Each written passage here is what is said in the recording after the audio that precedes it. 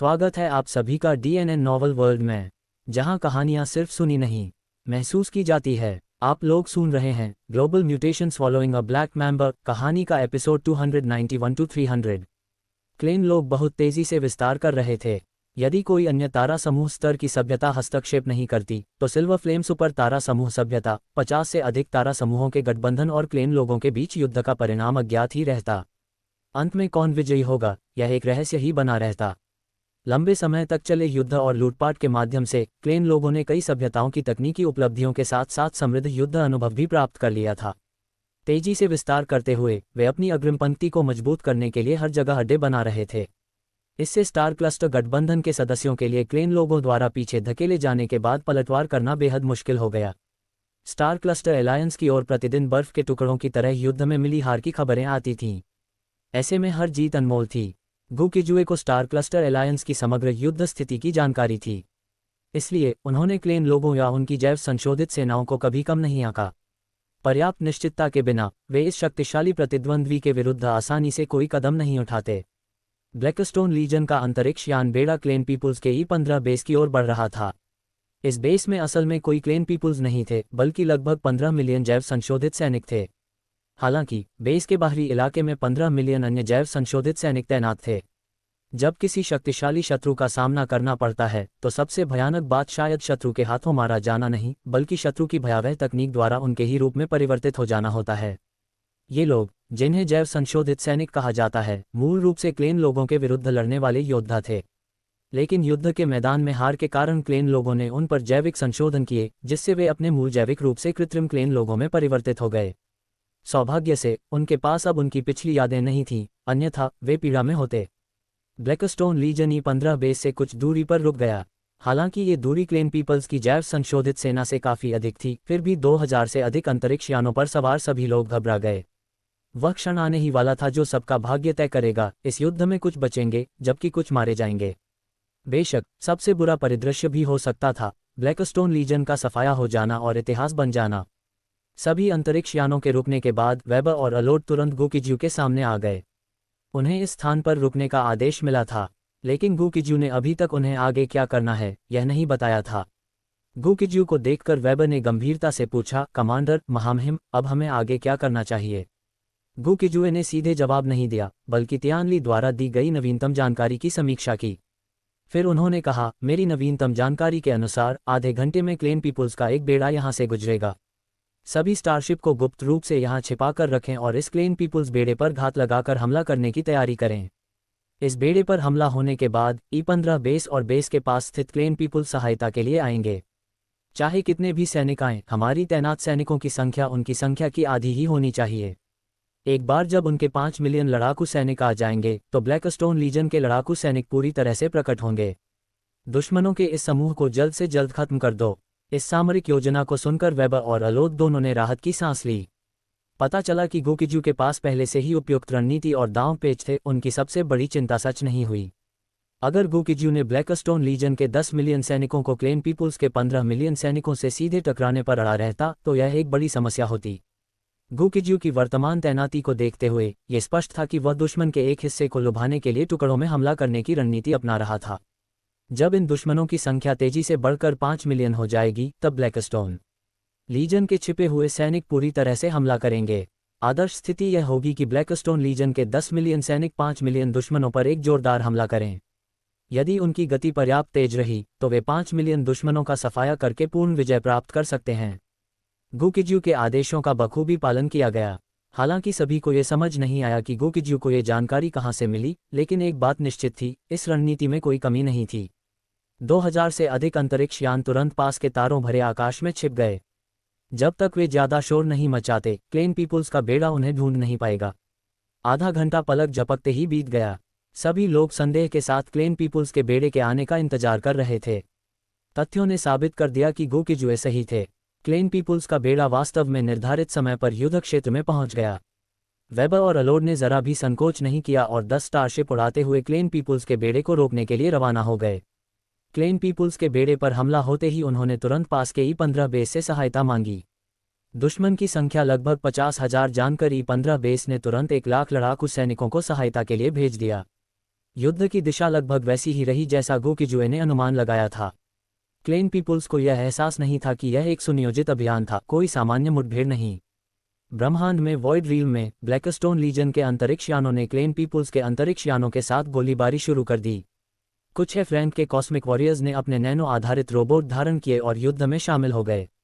Klein people's की अतिरिक्त सेना के आने के कुछ ही समय बाद ब्लैकस्टोन लीजन की गुप्त सेनाएं भी एक एक करके युद्ध के मैदान में शामिल हो गईं।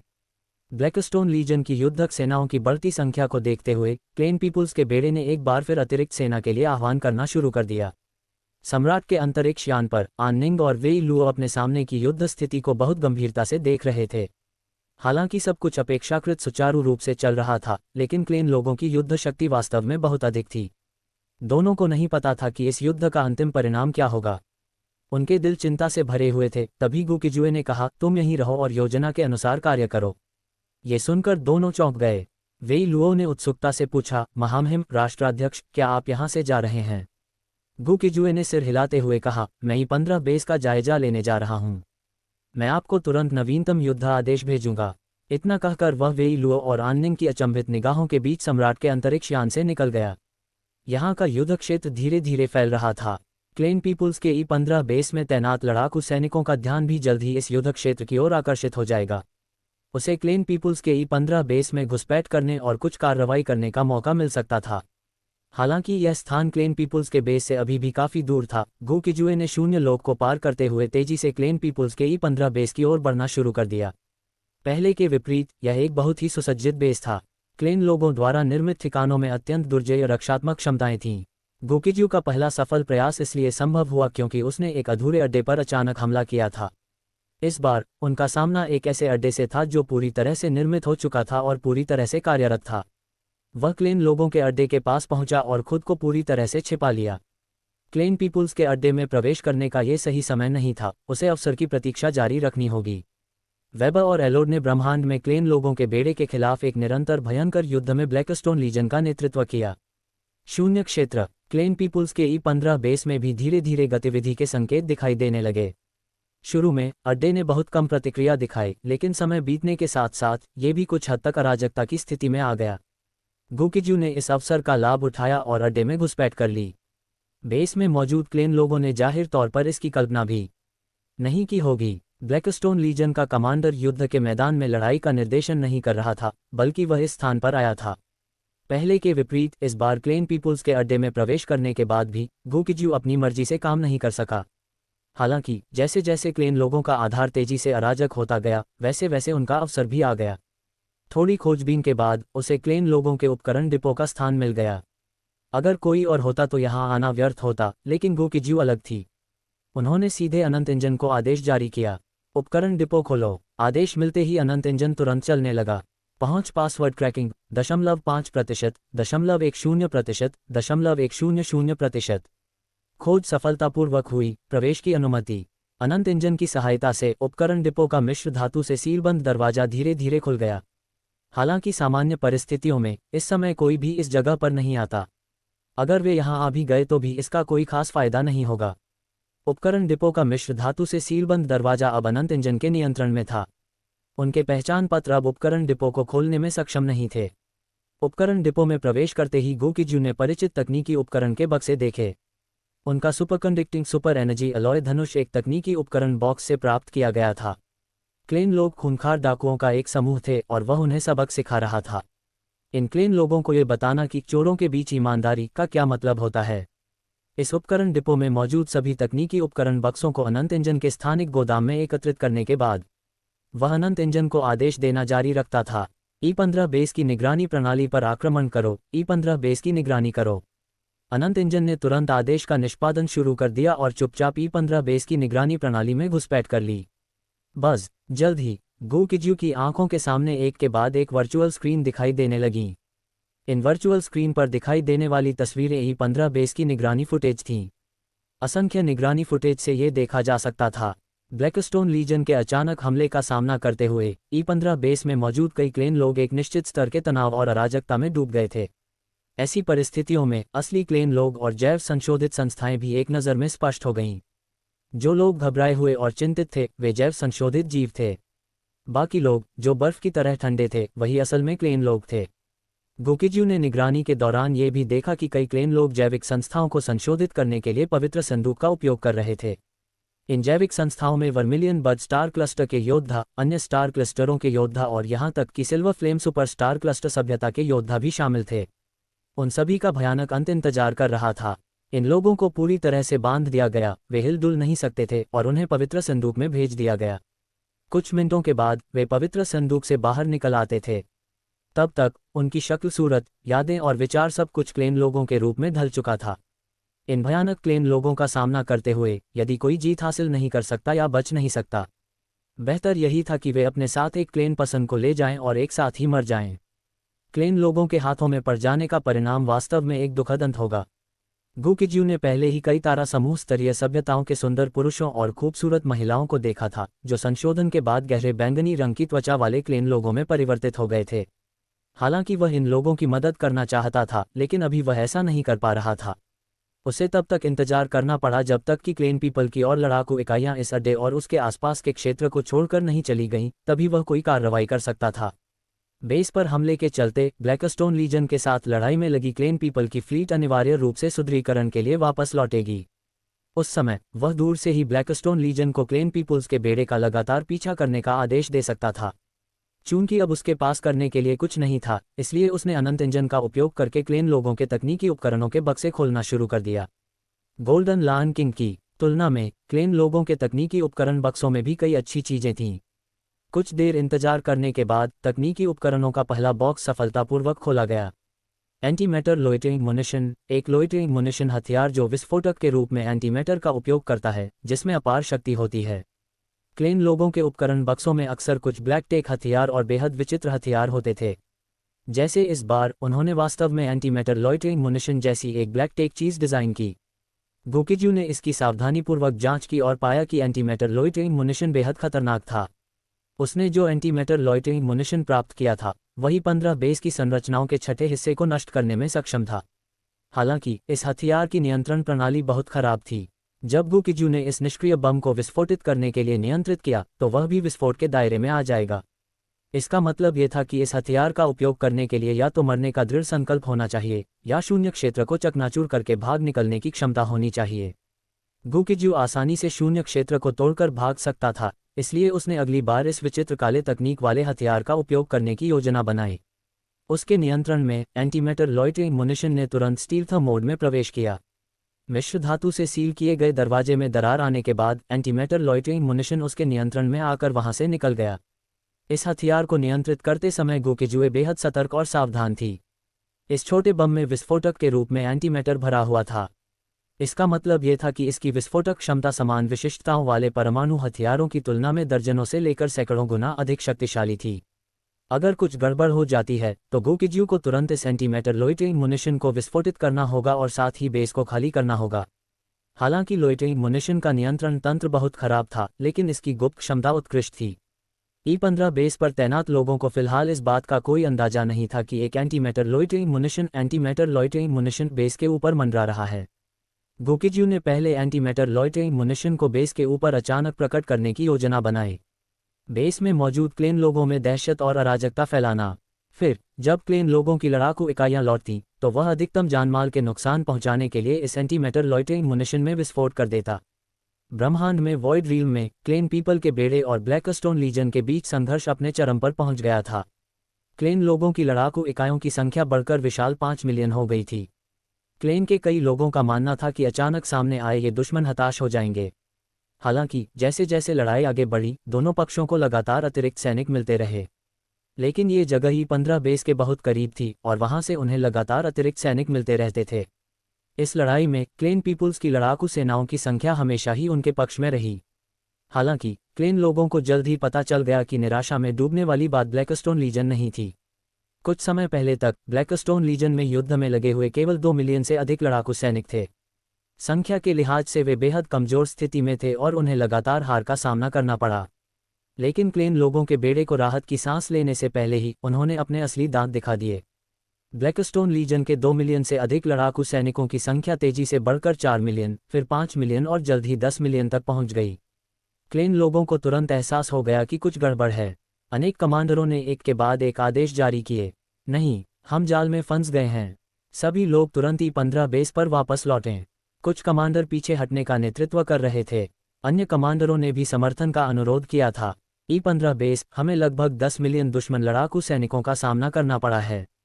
सहायता का अनुरोध है। इस समय कई कमांडरों ने अपने अधीनस्थों को पीछे हटते हुए लड़ने का आदेश दिया। गु किज्यू को यहाँ की युद्ध स्थिति की जानकारी थी। जब क्लेन लोगों का बेड़ा पीछे हटने लगा तो उसने ब्लैकस्टोन लीजन को आदेश जारी किए। उसकी आवाज़ हर अंतरिक्ष यान और हर नैनोमेका के संचार तंत्र में गूंज रही थी। पीछे हट रहे क्लेन लोगों के बेड़े का पीछा करो और उन्हें पूरी तरह नष्ट कर दो, उनका निर्दयता से पीछा करो। हालांकि क्लेन पीपुल्स के E-15 बेस के पास पहुंचने के बाद और करीब न जाएं। मेरे अगले आदेशों के लिए अड्डे के बाहर ही प्रतीक्षा करें। गु किज्यू के आदेशों ने ब्लैकस्टोन लीजन के सदस्यों को बहुत हैरान कर दिया, क्योंकि अवसर क्षणभंगुर होते हैं और अब क्लेन लोगों को एक ही झटके में हराने का समय था। गु किज्यू की पिछली रणनीतियां और युक्तियां त्रुटिहीन थीं। हालांकि उनकी मौजूदा रणनीति और दांव पेच ने ब्लैकस्टोन लीजन में सभी को कुछ हद तक हैरान कर दिया था। लेकिन हाल की जीत ने गु किज्यू की क्षमता और निर्णय क्षमता पर सभी का भरोसा और बढ़ा दिया था। हालांकि सभी को ये समझ नहीं आया कि गु किज्यू ने ऐसी व्यवस्था क्यों की। फिर भी उन्होंने गु किज्यू की व्यवस्था के अनुसार लड़ने का फैसला किया। ब्रह्मांडीय शून्य क्षेत्र में क्लेन लोगों का बेड़ा अफरा तफरी में इधर उधर भाग रहा था। उनमें से लगभग सभी गुस्से से उबल रहे थे। अगर यह एक सीधी सादी लड़ाई होती तो ब्लैकस्टोन लीजन शायद उनका मुकाबला नहीं कर पाती।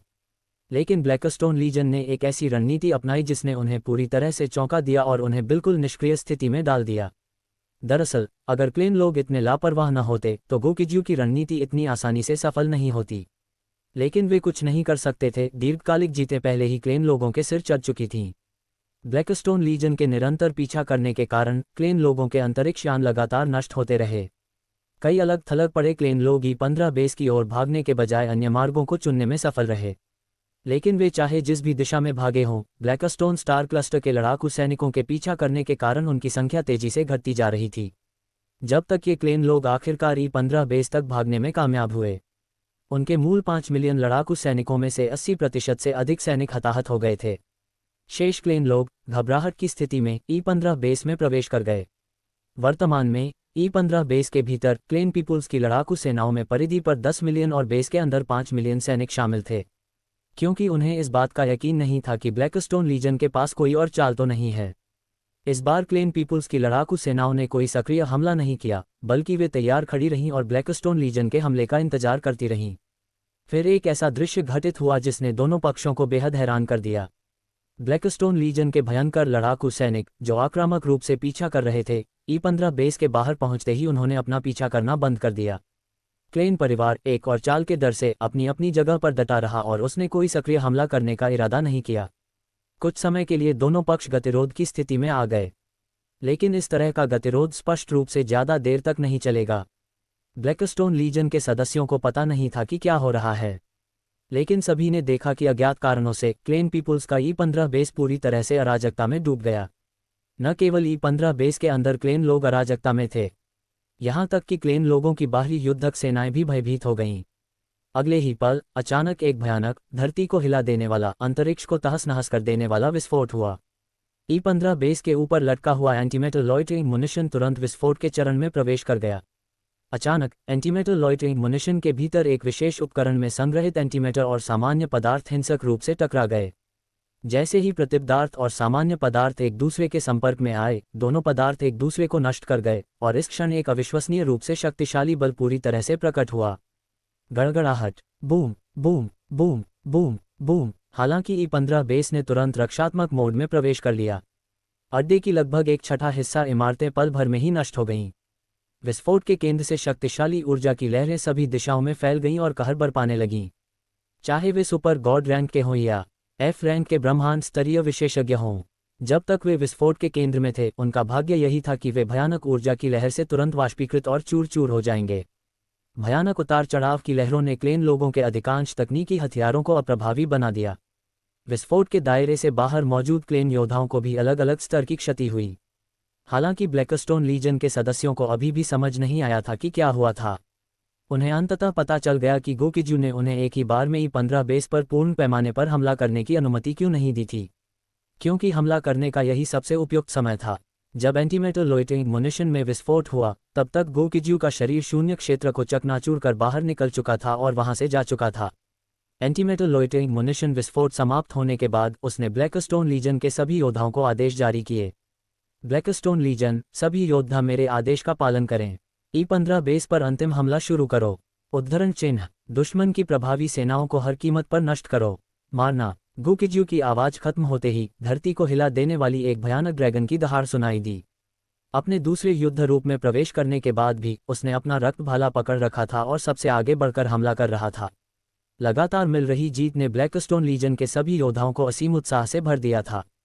गो किज्यू के नेतृत्व में आगे बढ़ने के बाद सभी ने कान फाड़ देने वाली गर्जना की, उसके पीछे पीछे चलने लगे और सबसे पहले आने की होड़ में जुट गए। इस युद्ध में क्लेन जनजाति की लड़ाकू सेनाओं को काफी घुटन महसूस हुई। दुश्मन को कम आंकने की उनकी शुरुआती गलती ने उन्हें निष्क्रिय स्थिति में डाल दिया था। उसके बाद से वे लगातार गहरे दलदल में फंसते चले गए, एक के बाद एक जाल में फंसते चले गए।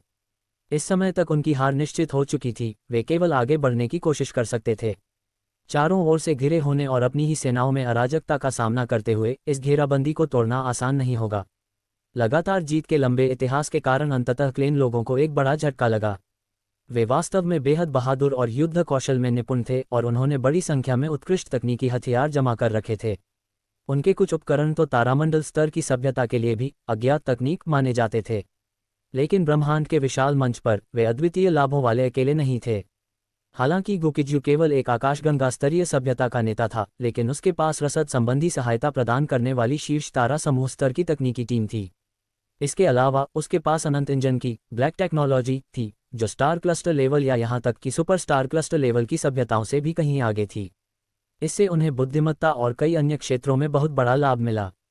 क्लेन लोगों का पहले जिन विरोधियों से सामना हुआ था उनमें से अधिकांश विभिन्न तारा समूह सभ्यताओं की नियमित लड़ाकू सेनाएं थीं।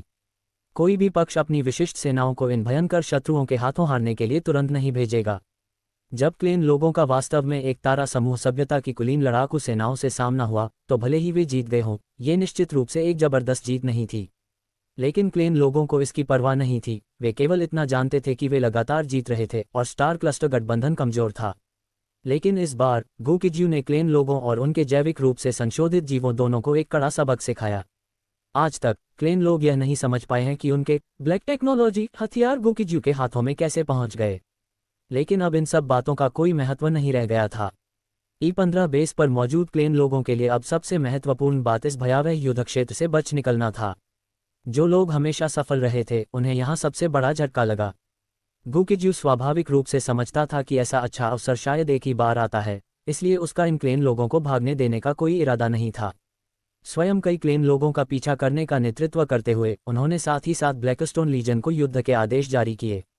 इन क्लेन लोगों को भागने मत दो, उनके अंतरिक्ष यानों को नष्ट करने और उनकी प्रभावी सेनाओं को पूरी तरह से खत्म करने की पूरी कोशिश करो। युद्ध के दौरान युद्ध की लूट को नजरअंदाज करो, दुश्मन को खत्म करने को प्राथमिकता दो। जो कोई भी आदेशों का उल्लंघन करेगा उसे युद्ध के बाद जवाबदेह ठहराया जाएगा। गो किज्यू ने पाया कि अब सबसे बड़ी समस्या ये थी कि बहुत से लोग युद्ध की लूट के लिए होड़ कर रहे थे। कुछ क्षेत्रों में तो लूट के माल के बंटवारे को लेकर विवाद भी छिड़ गए थे। क्लेन जनजाति के अड्डे के अंदर बहुत सी मूल्यवान वस्तुएं थीं। इसके अलावा ये वस्तुएं हमेशा से यहीं थीं और गायब नहीं होंगी।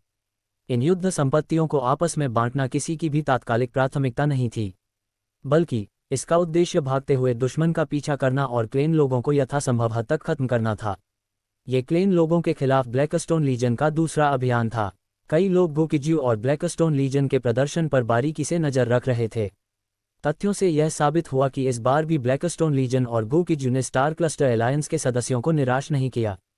हालांकि बाहरी दुनिया को ठीक ठीक पता नहीं था कि उन्होंने क्या किया था। एक बात तो निश्चित थी, गो किज्यू के नेतृत्व में ब्लैकस्टोन लीजन ने एक बार फिर क्लेन पीपुल्स की सेनाओं को पूरी तरह से हरा दिया था। इतना ही नहीं, उन्होंने क्लेन पीपुल्स के E-15 बेस पर भी कब्जा कर लिया था। स्टार क्लस्टर अलायंस के कई उच्च पदस्थ अधिकारियों ने अपनी बात रखी और उम्मीद जताई कि गो किज्यू E-15 बेस की अच्छी तरह से रक्षा कर सकेगा। यह अपेक्षाकृत अक्षुण्ण अड्डा था और स्टार क्लस्टर अलायंस के तकनीशियन स्पष्ट रूप से यहां आकर रिवर्स इंजीनियरिंग के लिए बड़ी मात्रा में तकनीक एकत्र कर सकते थे। परिणामस्वरूप जब गो किज्यू अभी भी युद्ध के मैदान पर हावी था, तभी उसे वर्मिलियन बर्ड स्टार क्लस्टर के एक अन्य उपराष्ट्राध्यक्ष से एक संचार अनुरोध प्राप्त हुआ। इस बार उनसे संवाद करने का अनुरोध करने वाला व्यक्ति हान सेन था, जो वर्मिलियन बर्ड स्टार क्लस्टर के 5 उपराष्ट्राध्यक्षों में से एक था। हान Sen vermilion bird star cluster के उपराष्ट्राध्यक्ष थे और वर्मिलियन बर्ड स्टार क्लस्टर खुफिया विभाग के कार्यों के लिए भी जिम्मेदार थे। हान सेन का संचार अनुरोध प्राप्त होने के बाद गु किज्यू के पास युद्ध से अस्थायी रूप से पीछे हटने और हान सेन से बात करने के अलावा कोई विकल्प नहीं था। जब लड़ाई इस स्तर तक पहुंच गई तो स्पष्ट रूप से युद्ध क्षेत्र को अब उसकी एक रैंक योद्धा की आवश्यकता नहीं थी। गु किजुए ने हान सेन की आभासी छवि को तुरंत पहचान लिया। दूसरा पक्ष एक सौम्य और सभ्य मध्यम आयु वर्ग का व्यक्ति था। हान सेन को देखते ही गु किज्यू ने विनम्रतापूर्वक उनका अभिवादन किया। महामहिम उपराष्ट्राध्यक्ष, आपको नमस्कार। उद्धरण चिन्ह। हान सेन मुस्कुराया और बोला, कमांडर गु किज्यू, आपने बहुत अच्छा काम किया है। आपके और ब्लैकस्टोन लीजन के उत्कृष्ट प्रदर्शन के लिए वर्मिलियन बर्ड स्टार क्लस्टर, संपूर्ण स्टार क्लस्टर एलायंस और silver flame super star cluster सभ्यता आपको तदनुसार पुरस्कार प्रदान करेंगे।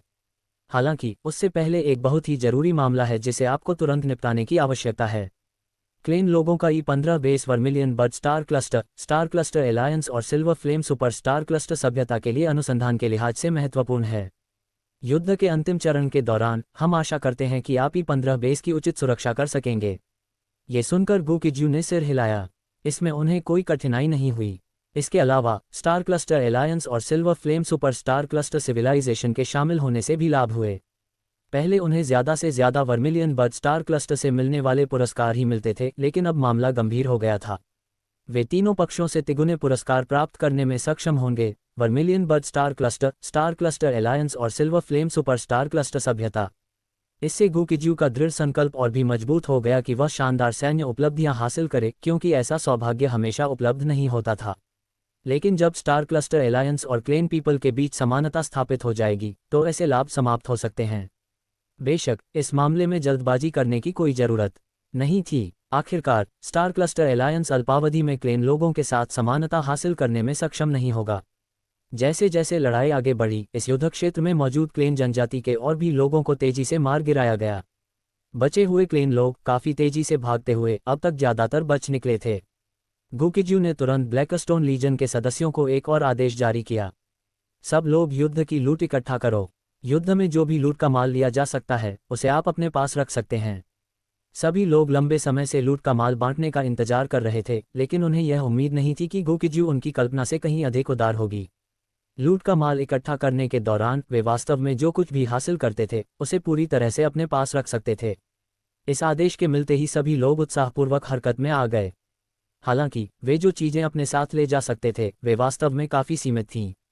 क्लेन पीपुल्स के E-15 बेस में मौजूद सबसे मूल्यवान वस्तुएं बहुत पहले ही गु किज्यू द्वारा ले ली गई थीं। शेष वस्तुओं में या तो स्पेस टाइम पासवर्ड लॉक थे या स्पेस पासवर्ड लॉक थे। पहले वाले तक बिल्कुल भी पहुंचा नहीं जा सकता था और उसे ले जाया भी नहीं जा सकता था। बाद वाले की बात करें तो उन्हें ले जाना व्यर्थ था। अनंत इंजन के बिना इन वस्तुओं को ले जाना ईंटें ढोने के बराबर था। लेकिन ये बिल्कुल सही था। इन चीज़ों को आने वाले स्टार क्लस्टर एलायंस बेड़े के लिए छोड़ा जा सकता था। स्टार क्लस्टर एलायंस का विशाल बेड़ा इस समय निरंतर स्पेस जंप के माध्यम से आ रहा था। इन कर्मियों में बड़ी संख्या में विशिष्ट लड़ाकू इकाइयां, असंख्य इंजीनियर, तकनीकी विशेषज्ञ और बड़ी संख्या में शोधकर्ता शामिल थे। वे यहाँ केवल एक ही उद्देश्य से आए थे। इसका उद्देश्य क्लेन लोगों की अधिकांश प्रौद्योगिकी का अध्ययन और अनुसंधान करना और यहाँ तक कि रिवर्स इंजीनियरिंग करना भी था। स्टार क्लस्टर एलायंस के सदस्य समय से काफ़ी जल्दी पहुंच गए थे, लेकिन पहुंचने के बाद भी सभी बेहद अचंभित थे। क्लेन लोगों का यह अड्डा उनकी कल्पना के अनुरूप ही था। E-15 बेस एक विशाल क्षेत्र में फैला हुआ था और सभी प्रकार की सुविधाएं पूरी तरह से बरकरार थीं। लेकिन सबसे पहले उन्होंने ये देखा कि अड्डे के लगभग एक छठे हिस्से को गंभीर नुकसान पहुंचा था। अगर बात सिर्फ इतनी ही होती तो इससे कोई खास फर्क नहीं पड़ता। सबसे महत्वपूर्ण बात यह थी कि यह जगह देखने में ऐसी लग रही थी मानो डाकुओं ने इसे पूरी तरह से लूट लिया हो। E-15 बेस के आसपास जो भी कीमती सामान लिया जा सकता था वह सब गायब हो चुका था। जो कुछ बचा था वह अधिकतर अस्थायी या स्थानिक पासवर्ड लॉक द्वारा सील की गई वस्तुएं थीं। यदि स्टार क्लस्टर एलायंस इन उपकरणों के भीतर सील की गई वस्तुओं को प्राप्त भी कर ले तो भी इसमें बहुत लंबा समय लगेगा। यदि गु किज्यू स्वयं इन उपकरणों से वस्तुओं को पुनः प्राप्त करना चाहता तो वह ब्रूट फोर्स क्रैकिंग के लिए अनंत इंजन का उपयोग कर सकता था। लेकिन तारामंडल स्तर की सभ्यता की तकनीकी विधियों का उपयोग करके इन सीलिंग उपकरणों को तोड़ना निश्चित रूप से एक लंबा और जटिल काम होगा। गु किज्यू को इस बात पर आश्चर्य हुआ कि उप प्रधानमंत्री हानसेन इस मामले को लेकर बेहद चिंतित थे। कुछ ही समय बाद उप प्रधानमंत्री हैंसेन स्वयं इस स्थान पर पहुंच गए। बेशक हान सेन यहाँ केवल एक एनर्जी बॉडी क्लोन के रूप में प्रकट हुआ था, न कि अपने वास्तविक रूप में। हालांकि इस बार उन्हें जिस मामले को निपटाना था वह कोई खास गंभीर मामला नहीं था। एनर्जी बॉडी क्लोन भेजना ही काफ़ी था। जैसे ही हान सेन E-15 बेस के बाहरी इलाके में पहुंचा, उसने तुरंत गो किज्यू की तलाश की। हालांकि उनसे पहले के उपराष्ट्राध्यक्ष केवल एक ऊर्जा शरीर का क्लोन थे। गो किज्यू ने फिर भी सभी आवश्यक शिष्टाचारों का पालन किया। उप प्रधानमंत्री हैंसन को गो किज्यू को देखकर कुछ दुविधा महसूस हुई। इस बार तो उन्हें आने की जरूरत ही नहीं थी, लेकिन गो किज्यू ने जिस तरह से मामले को संभाला वह सचमुच सिरदर्द पैदा करने वाला था। उसने गो किज्यू को E-15 बेस से युद्ध की सारी लूट न लेने के लिए नहीं कहा था। उसका मतलब ये था कि गो किज्यू और उसकी ब्लैकस्टोन लीजन लूट का एक हिस्सा ले सकते हैं। बाकी का हिस्सा स्टार क्लस्टर एलायंस के तकनीशियनों के अध्ययन के लिए छोड़ा जाना था। गो किज्यू एक अलग ही व्यक्ति थे। वे व्यावहारिक रूप से चाहते थे कि ब्लैकस्टोन लीजन के योद्धा E-15 बेस को खाली करा दें। स्टार क्लस्टर एलायंस के कई तकनीशियनों द्वारा इस मामले की रिपोर्ट स्टार क्लस्टर एलायंस को दिए जाने के बाद स्टार क्लस्टर एलायंस केवल वर्मिलियन बर्ड स्टार क्लस्टर के उच्च पदस्थ अधिकारियों को ही गो किज्यू के साथ बातचीत करने के लिए भेज सकता था। हान सेन ने असहाय होकर गो किज्यू की ओर देखा और कहा, स्टार क्लस्टर एलायंस को E-15 बेस के अंदर मौजूद अधिकांश वस्तुओं की आवश्यकता है। स्टार क्लस्टर एलायंस इन चीज़ों को मुफ्त में नहीं लेगा। हम ब्लैकस्टोन ग्रुप को इसके बदले 1.5 गुना अधिक लाभ देंगे। ये सुनकर गो किज्यू ने सिर हिलाया और कहा, मैं समझ गई। मैं अब ब्लैकस्टोन लीजन के योद्धाओं से बात करने जा रही हूँ। उसके जाने से पहले हान सेन ने हल्की सी 2 बार खांसी की और बोलना जारी रखा। वर्मिलियन बर्ड स्टार क्लस्टर को भी विश्लेषण और अनुसंधान के लिए कुछ वस्तुओं की आवश्यकता है। हालांकि उप प्रधानमंत्री हैंसन ने बहुत अस्पष्ट ढंग से बात की, फिर भी गो किज्यू समझ गई। ब्लैकस्टोन लीजन द्वारा पहले प्राप्त की गई अधिकांश वस्तुओं को निकालकर अधिक लाभ के लिए उनका आदान प्रदान करना आवश्यक था। वे जो वस्तुएं लेकर आए थे उनमें से साधारण वस्तुएं स्टार क्लस्टर एलायंस को सौंपी जा सकती थीं, जबकि विशेष वस्तुओं को वर्मिलियन बर्ड स्टार क्लस्टर को प्राथमिकता दी जानी थी। उप प्रधानमंत्री हैंसन के कुछ और कहने की आवश्यकता के बिना ही गो किज्यू ने गंभीरता से सिर हिलाया, मैं समझ गई। हान सेन को शुरू में चिंता थी कि गो किज्यू खुद इन वस्तुओं पर शोध करना चाहता है। अब सब ठीक था। जिस स्थिति से वह सबसे ज्यादा डर रहा था वह घटित नहीं हुई थी। गो किज्यू परिस्थितियों को लचीले ढंग से संभालने में बहुत माहिर था, लेकिन उप प्रधानमंत्री हैंसन को यह नहीं पता था कि E-15 बेस में सबसे मूल्यवान वस्तुएं अनंत इंजन के स्थानिक गोदाम में संग्रहित थीं। मामले को उजागर होने से रोकने के लिए उसने पहले घटनास्थल को नष्ट करने के लिए एंटीमैटर क्रूज मिसाइल का इस्तेमाल किया था। इसलिए इस घटना से सभी को खुशी मिलेगी। उसने E-15 बेस से सबसे मूल्यवान वस्तुएं प्राप्त की और इसके अलावा उसे तिगुना पुरस्कार भी मिलेगा। ब्लैकस्टोन लीजन ने सम्मान अर्जित किया और इसके अतिरिक्त उन्हें तिगुने पुरस्कार भी प्राप्त होंगे। वर्मिलियन बर्ड स्टार क्लस्टर को उनसे तरजीह मिली और वे कुछ विशेष वस्तुएं प्राप्त कर सके। स्टार क्लस्टर एलायंस को वे चीज़ें भी मिल जाएंगी जिनमें उनकी सबसे ज़्यादा दिलचस्पी होगी। इस तरह पूरी तरह से पराजित हुए क्लेन लोगों को छोड़कर अन्य सभी दलों को अत्यंत प्रसन्न कहा जा सकता है। हालात का विकास बिल्कुल वैसा ही हुआ जैसा गो किज्यू ने अनुमान लगाया था। उप प्रधानमंत्री हैंसन के लिए घटनाओं का बाद का घटनाक्रम बिल्कुल वैसा ही था जैसा उन्होंने भविष्यवाणी की थी। गो किज्यू की काबिलियत को देखते हुए उप प्रधानमंत्री हैंसन हिचकिचाए बिना नहीं रह सके।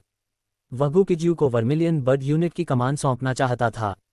हालांकि यह कोई मामूली बात नहीं थी, उसे पहले गो किज्यू की राय सुननी थी। कमांडर गो किज्यू, क्या आप वर्मिलियन बर्ड यूनिट से परिचित हैं?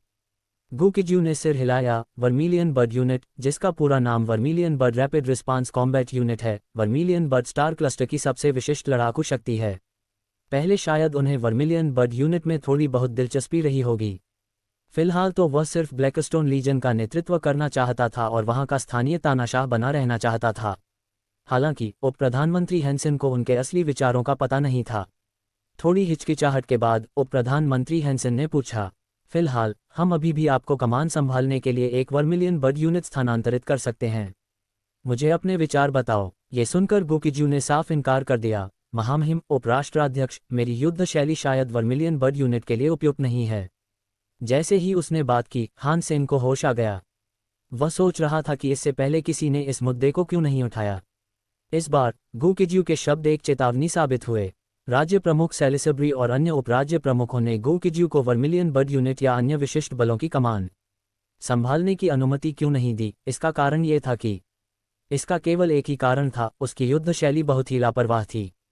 चाहे वह ब्लैक प्रिजन स्टार क्लस्टर सभ्यता और कियोन की स्टार क्लस्टर सभ्यता को रोकने के लिए उनकी प्रारंभिक कार्रवाई हो, या क्लेन लोगों के अधूरे अड्डे पर उनका पहला छापा। और इस बार E-15 बेस के खिलाफ उनका अभियान पूरी तरह से उनके जुआरी स्वभाव को उजागर करता है। हालांकि उसने 3 बार जीत हासिल की थी, लेकिन वर्मिलियन बर्ड स्टार क्लस्टर की विशिष्ट लड़ाकू इकाइयां भारी नुकसान बर्दाश्त नहीं कर सकती थीं। भले ही गुकिज्यू के हर बार जीतने की संभावना अधिक हो, फिर भी हारने की संभावना बनी रहती थी। यदि उन्होंने कुलीन बलों को उसके हवाले कर दिया और उसने उनका पूर्ण विनाश कर दिया, तो सब कुछ खत्म हो जाएगा। ये सोचकर उप प्रधानमंत्री हैंसन ने तुरंत इस मामले को उठाना बंद कर दिया और इसके बजाय कहा, ऐसी स्थिति में ब्लैकस्टोन लीजन की कमान संभालते रहें। अगर ब्लैकस्टोन लीजन को विस्तार की जरूरत हो तो आप मुझसे संपर्क कर सकते हैं। जैसे ही उसने बोलना समाप्त किया, गुकिज्यू तुरंत जवाब देने ही वाली थी। वह हानशिन की तरह सैनिकों की तैनाती कर रहा था, जितने ज्यादा उतना बेहतर।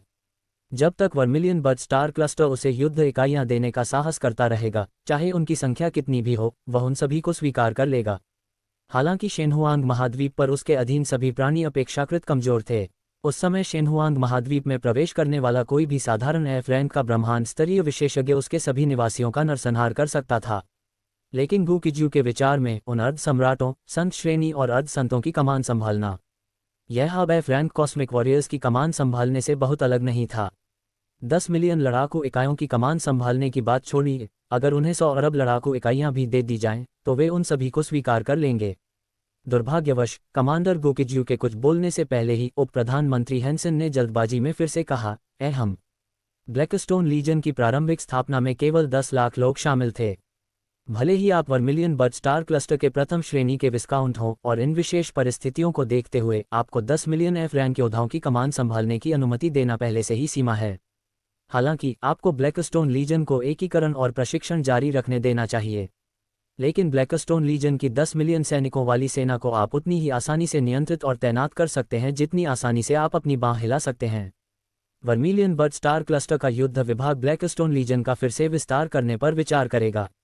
इस समय उप प्रधानमंत्री हैंसन स्पष्ट रूप से ताइची का अभ्यास करने लगे थे। वह काफी देर तक इधर उधर की बातें करता रहा, ऐसा लग रहा था मानो वह एक ही समय में बहुत कुछ कह रहा हो और कुछ कह भी नहीं रहा हो।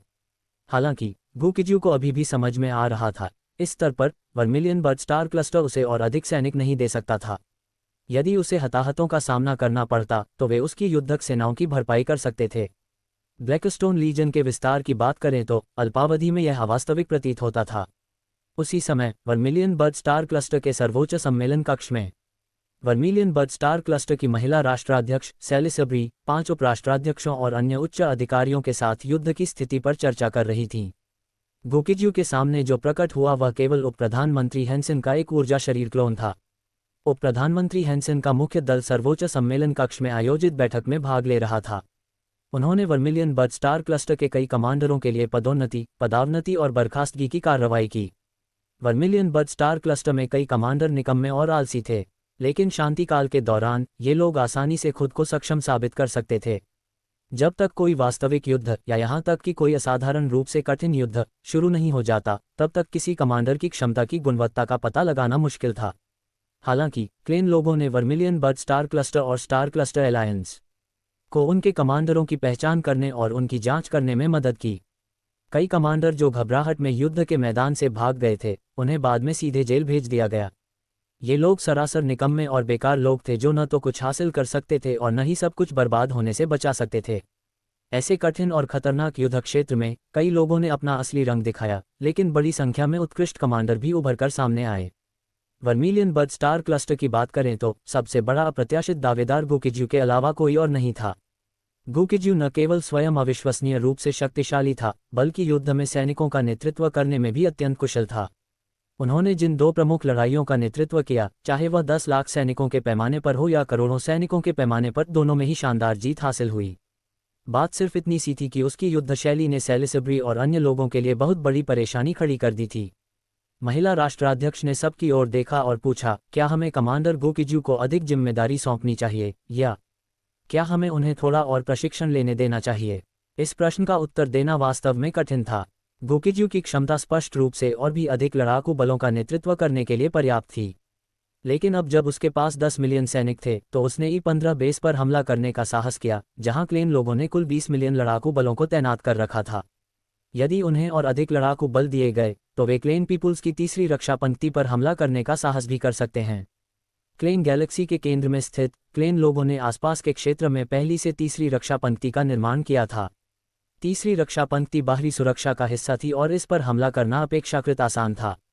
लेकिन अब तक न तो स्टार क्लस्टर एलायंस और न ही सिल्वर फ्लेम सुपरस्टार क्लस्टर सभ्यता तीसरी रक्षा पंक्ति पर विशेष रूप से शानदार परिणाम प्राप्त किए थे। गुकिजू को उच्च स्तर की चुनौतियों का सामना करने में आनंद आता प्रतीत होता था। अगर वे गुकिजू को और अधिक सैनिक देने की हिम्मत करते तो वह सचमुच तीसरी रक्षा पंक्ति पर हमला करने की हिम्मत कर सकता था। गहन विचार विमर्श के बाद सेलिसब्री और वर्मिलियन बर्ड स्टार क्लस्टर के अन्य उच्च अधिकारियों ने अंततः गुकिजू को सुदृढ़ करना जारी न रखने का निर्णय लिया। उन्होंने न केवल गुकिजू को और अधिक सैनिक देने से परहेज किया, बल्कि उन्होंने उसे नियंत्रण में रखने के लिए इंपीरियल डायरेक्ट लाइन से किसी को भेजने की योजना भी बनाई।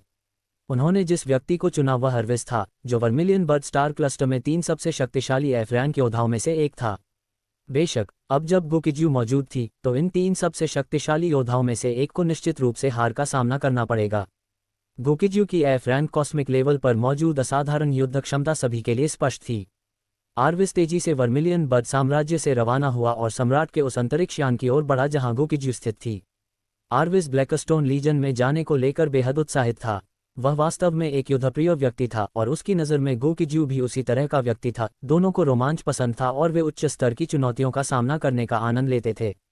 ब्लैकस्टोन लीजन में पहुंचने के बाद वह गुकिजू के साथ सहयोग भी कर सकता था, अपने वरिष्ठों और अधीनस्थों को धोखा दे सकता था और एक बड़ी चाल चल सकता था। इस वजह से अर्विस सम्राट के अंतरिक्ष यान तक की अपनी पूरी यात्रा के दौरान बेहद उत्साहित रहा। गर्जन, वह खुद को रोक नहीं पाया और उसने एक बाघ की दहाड़ निकाली, फिर गुकिजू के स्थान तक पहुंचने के लिए शून्य को चकनाचूर करना जारी रखा। सम्राट स्टारशिप पर गुकिजू को युद्ध विभाग से पहले ही सूचना मिल चुकी थी। उन्हें पता था कि वर्मिलियन बर्ड स्टार क्लस्टर ने उनके लिए एक प्रतिनिधि भेजा था। उसके पिछले कार्य बहुत आक्रामक प्रतीत हुए, जिससे वर्मिलियन बर्ड स्टार क्लस्टर असहज हो गया और इसी कारण उन्होंने उसे रोकने के लिए इंपीरियल डायरेक्ट लाइन से किसी को भेजा। सम्राट के अंतरिक्ष यान पर उसे ज्यादा देर इंतजार नहीं करना पड़ा, तभी उसने बेहद उत्साहित अर्विस को देखा। आर्विस ने गुकिजू को देखने के बाद उत्साह से कहा, कमांडर महामहिम, आपके साथ काम करना मेरे लिए सम्मान की बात है। गुकिजू ने विनम्रतापूर्वक उत्तर दिया, उप कमांडर महामहिम, आपके साथ काम करना मेरे लिए भी सम्मान की बात है। आर्विस एक पल के लिए झिझका, फिर रहस्यमय ढंग से पूछा, कमांडर महामहिम, आपके पास तीसरी रक्षा पंक्ति पर हमला करने की योजना पहले से ही है ना? उनके शब्दों से गुकिजू स्तब्ध रह गई। अब तक स्टार क्लस्टर एलायंस और silver flame super star cluster civilisation दोनों ही तीसरी रक्षा पंक्ति से पराजित होकर लौटे थे। किस गुण या क्षमता के बल पर उसने तीसरी रक्षा पंक्ति पर हमला करने की योजना पहले से ही बना ली थी? वह ब्लैकस्टोन लीजन का नेतृत्व कर रहा था, न कि ब्लैकस्टोन यूनिवर्स स्तरीय सभ्यता की लड़ाकू सेनाओं का। हालांकि गुकिजू को यह नहीं पता था कि आर्विस ने ऐसा क्यों पूछा, लेकिन उसने बड़े यकीन के साथ अपना सिर हिलाया। तीसरी रक्षा पंक्ति पर हमला करने की बात तो दूर, उसके पास निकट भविष्य के लिए कोई परिचालन योजना भी नहीं थी। उसने ब्लैकस्टोन लीजन को कुछ समय के लिए आराम करने और एकजुट होने देने की योजना बनाई थी। उनके 10 मिलियन लड़ाकू सैनिकों को जल्दबाजी में इकट्ठा किया गया था। हालांकि इस बार उन्हें एक बड़ी जीत हासिल हुई थी, लेकिन अगर लड़ाई कठिन हो गई तो ये लोग एक अव्यवस्थित भीड़ में बदल सकते हैं। गुकिजू के सिर हिलाने के बाद आर्विस तुरंत निराश दिखाई दिया। उन्होंने सवाल किया, कमांडर महामहिम, हम तीसरी रक्षा पंक्ति पर हमला क्यों नहीं कर रहे हैं? गुकिजू ने पलटवार करते हुए कहा, हमें तीसरी रक्षा पंक्ति पर हमला क्यों करना चाहिए? आर्विस ने बिना किसी झिझक के जवाब दिया, बिल्कुल, इसका मकसद स्थिति को खोलना है। हालांकि तीसरी रक्षा पंक्ति पर हुई लड़ाई आदर्श नहीं रही है। कलाइन लोगों की तीसरी रक्षा पंक्ति किसी भी हालत में अभेद्य किला नहीं हो सकती। जब तक हम सावधानीपूर्वक विश्लेषण करते हैं, सतर्कता से जांच करते हैं और सत्यापन करते हैं, तब तक हम निश्चित रूप से तीसरी रक्षा पंक्ति पर जीत की संभावना तलाशने में सक्षम होंगे। पहले तो गुकिजू को लगा कि आर्विस थोड़ा अजीब है, लेकिन अब आर्विस के प्रति उनका रवैया थोड़ा सुधर गया था। हालांकि यह डिप्टी कमांडर अभी भी थोड़ा असामान्य था, जिसमें एक विचित्र लेकिन जोशीला उत्साह था। सौभाग्यवश दूसरा पक्ष अभी भी समझदार था और अंधाधुंध कार्रवाई करने की योजना नहीं बना रहा था। गुकिजू को पता था कि वर्मिलियन बर्ड स्टार क्लस्टर के उच्च अधिकारियों ने अर्विस को ब्लैकस्टोन लीजन में उसे नियंत्रण में रखने के लिए भेजा था। उच्च अधिकारियों की नज़र में उनकी कमान संभालने का तरीका बहुत आक्रामक प्रतीत होता था। एक उत्कृष्ट स्टारशिप कमांडर के रूप में ये ठीक नहीं होगा। युद्ध का मैदान कोई कसीनो नहीं है। कसीनो में आप पैसे हारते हैं, लेकिन युद्ध के मैदान में आप अपनी जान गंवाते हैं। युद्ध के मैदान में कोई भी हार बर्दाश्त नहीं कर सकता। हालांकि जब से आर्विस ब्लैकस्टोन लीजन में आया है तब से वह सबसे अधिक बार यही पूछता रहा है कि उसे युद्ध के लिए कब तैनात किया जाएगा। ये डिप्टी कमांडर अपने वास्तविक स्वभाव से भी कहीं अधिक आक्रामक और लड़ाकू प्रतीत हो रहा था। विस्तार और 2 लड़ाइयों के बाद Blackstone legion vermilion bird star cluster की एक महत्वपूर्ण लड़ाकू इकाई बन गई थी। वर्मिलियन बर्ड स्टार क्लस्टर और स्टार क्लस्टर एलायंस दोनों की निगाहें इस लड़ाकू इकाई पर टिकी हुई थीं। ठीक उसी समय जब सभी पार्टियां ब्लैकस्टोन लीजन पर बारीकी से ध्यान दे रही थीं, गोकिज्यू ब्लैकस्टोन बेस पर आराम करने और पुनर्गठन करने के लिए ब्लैकस्टोन लीजन का नेतृत्व कर रही थी। ब्लैकस्टोन बेस एक ग्रह को परिवर्तित करके बनाया गया एक मोबाइल बेस था जहां ब्लैकस्टोन लीजन के 10 मिलियन सैनिक तैनात थे। इस दौरान वेबर और अलोद बहुत परेशान थे, चाहे वह मूल ब्लैकस्टोन लीजन हो या बाद में शामिल होने वाले सदस्य। इस अवधि के दौरान युद्ध का अनुरोध करने की इच्छा बहुत अधिक थी। सेना का मनोबल ऊंचा था और सैनिक खुद को विशिष्ट साबित करने के लिए उत्सुक थे। ये निश्चित रूप से एक अच्छी बात थी। हालांकि लगातार 2 लड़ाइयों के बाद गोकिज्यू कुछ हद तक शांत हो गया था। अन्य कमांडरों की लड़ने की इच्छा कितनी भी प्रबल क्यों न हो, इस कमांडर का इरादा तुरंत युद्ध शुरू करने का नहीं था। बेशक उन्होंने किसी को भी युद्ध में भाग लेने से मना नहीं किया था। गोकिज्यू का सभी को आदेश था कि कोई भी व्यक्ति किसी भी समय युद्ध में शामिल होने का अनुरोध कर सकता है। लेकिन ब्लैकस्टोन लीजन में हर कोई जानता था कि असल में सत्ता किसके हाथ में है। इससे पहले वे अजेय और अपराजय थे। ऐसा इसलिए नहीं था कि उनमें बहुत क्षमता थी, बल्कि इसलिए था क्योंकि गोकिज्यू का नेतृत्व बहुत अच्छा था। यदि वे स्वयं ही युद्ध में शामिल होने का अनुरोध करते तो प्लेन लोग उन्हें निश्चित रूप से तब तक पीटते जब तक कि उन्हें यह भी पता न चल जाता कि ऊपर की दिशा क्या है। Blackstone base command hall. गोकिज्यू एक होलोग्राफिक रेत की मेज के बगल में बैठा था और वेईलू द्वारा उसे दी जा रही स्थिति की रिपोर्ट सुन रहा था। जैसे ही वेईलुओ ने बोलना शुरू किया, उसने होलोग्राफिक रेत की मेज को नियंत्रित किया, जिससे उसमें बदलाव आया। जब वेईलुओ ने बोलना समाप्त किया तब तक पूरी होलोग्राफिक रेत की मेज लगभग आकार ले चुकी थी। इसी क्षण एंडिंग भी आसपास जमा हो गई और एक नज़र पड़ते ही उसने बड़े आश्चर्य से कहा, क्या क्लेन लोगों ने पहले ही इतनी सारी जगहों पर कब्जा कर लिया है? होलोग्राफिक रेत की मेज से ये देखा जा सकता था कि वर्मिलियन बर्ड स्टार क्लस्टर का आधे से अधिक हिस्सा, साथ ही ब्लैक प्रिजन स्टार क्लस्टर और क्योंकी स्टार क्लस्टर का 1/4 हिस्सा भी दिखाई दे रहा था। ये सभी क्षेत्र पूरी तरह से क्लेन लोगों के कब्जे में थे। ये स्थिति तब भी बनी रही जब क्लेन लोगों ने अपना विस्तार रोक दिया था, अन्यथा क्लेन लोगों द्वारा और अधिक क्षेत्र पर कब्जा कर लिया गया होता। गोकिज्यू ने कुछ देर तक होलोग्राफिक सैंड टेबल को देखा, फिर कहा, तार्किक रूप से देखा जाए तो क्लेन लोग और भी अधिक स्थानों पर कब्जा कर सकते थे। मुझे नहीं पता क्या हुआ, लेकिन क्लेन लोगों का बाहरी विस्तार अचानक रुक गया। वेईलुओ और आननिंग स्पष्ट रूप से इस प्रश्न का उत्तर देने में असमर्थ थे। गोकिज्यू तो बस यूं ही पूछ रहा था, उसे भी कोई खबर नहीं मिली थी, इसलिए वेईलुओ और आननिंग के पास तो जानकारी तक पहुंच और भी कम थी। होलोग्राफिक सैंड टेबल को देखते हुए गोकिज्यू ने एक और सवाल पूछा, क्या अनंत साम्राज्य में कोई एफ रैंक योद्धा आ रहे हैं? ये सुनकर वेईलुओ ने सिर हिलाया और कहा, जी हाँ महामहिम राष्ट्राध्यक्ष। जैसे जैसे युद्ध तेज होता जा रहा है, एफ रैंक के योद्धाओं की संख्या बढ़ती जा रही है और वे विस्थापित होते जा रहे हैं। कुछ एफ रैंक योद्धा वर्मिलियन बर्ड स्टार क्लस्टर से भाग गए हैं, लेकिन कई एफ रैंक योद्धाओं ने अभी भी युद्ध क्षेत्र के पीछे सेना में शामिल होने का विकल्प चुना है। आउटपोस्ट स्टार की बात करें तो वहां हमेशा से ही एफ रैंक के कॉस्मिक वॉरियर्स दलबदल करने के लिए जाते रहे हैं। फिलहाल सैकड़ों एफ रैंक के योद्धा पहले से ही ब्लैकस्टोन बेस की ओर जा रहे हैं। गोकिज्यू ने यह पूछना जारी नहीं रखा कि क्या स्वयं अनंत साम्राज्य ने एफ रैंक के ब्रह्मांड स्तरीय विशेषज्ञ पैदा किए हैं। उन्हें इस प्रश्न का उत्तर जानने के लिए पूछने की आवश्यकता नहीं थी, क्योंकि इसका कोई उत्तर था ही नहीं। ये स्पष्ट था कि अनंत साम्राज्य को अपने स्वयं के एफ रैंक ब्रह्मांड स्तरीय विशेषज्ञों को तैयार करने में अभी भी लंबा समय लगेगा। अनंत साम्राज्य की उत्पत्ति सम्राट तारा और शेनहुआंग महाद्वीप से हुई थी। सम्राट तारा पर अर्धदेवता सर्वोच्च स्थान था, शेनहुआंग महाद्वीप पर ईश्वर का दर्जा सर्वोच्च था। एक अर्धदेवता से ईश्वर के स्तर तक, ईश्वर के स्तर से महादेवता के स्तर तक, और फिर महादेवता के स्तर से एफ रैंक के ब्रह्मांडीय योद्धा तक जाना एक बहुत लंबी प्रक्रिया थी। उन्होंने अनुमान लगाया कि ब्लैकस्टोन लीजन को 3 या 5 बड़ी लड़ाइयां लड़नी पड़ सकती हैं, इससे पहले कि इन्फिनिट एम्पायर अपने स्वयं के एफ रैंक कॉस्मिक वॉरियर्स का उत्पादन कर सके। हालांकि वह अपने सीधे अधीनस्थ कर्मचारियों को विकसित करना चाहता था, लेकिन उनकी प्रगति बहुत धीमी थी और वह इसके बारे में कुछ नहीं कर सकता था। उन्होंने अपनी पूरी ताकत से संसाधन उपलब्ध करा दिए थे, लेकिन अनंत साम्राज्य के प्रत्यक्ष अधीनस्थ जो संसाधनों का उपभोग कर रहे थे और तेजी से बढ़ रहे थे, उन्हें भी एक प्रक्रिया की आवश्यकता थी। इसका मतलब यह था कि जहां उसे अपने सीधे अधीनस्थों के परिपक्व होने का इंतजार करना था, वहीं उसे ब्लैकस्टोन लीजन के लोगों को भी अपने सीधे अधीनस्थों में बदलना था। ब्लैकस्टोन लीजन के वर्तमान सदस्यों में अधिकांश लोग अवसरवादी थे।